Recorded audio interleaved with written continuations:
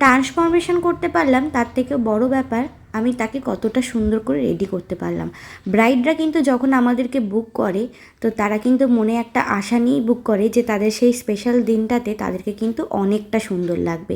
এখানে আমি প্রত্যেকবারের মতোই ব্রাইডকে জিজ্ঞাসা করে নিই, কারণ তার পছন্দ কী সেটা আমাকে জেনেই তার উপরে কাজটা করতে হবে।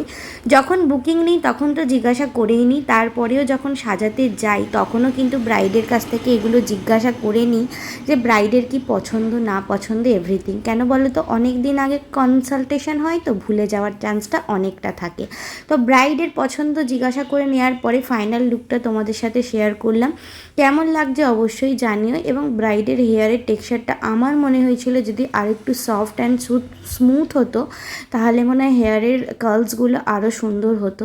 তো যাই হোক, ওভারঅল লুকটা তোমাদের কেমন লাগলো সেটা জানাতে ভুললে হবে না। তো চলো এখনকার মতো টাটা বাই।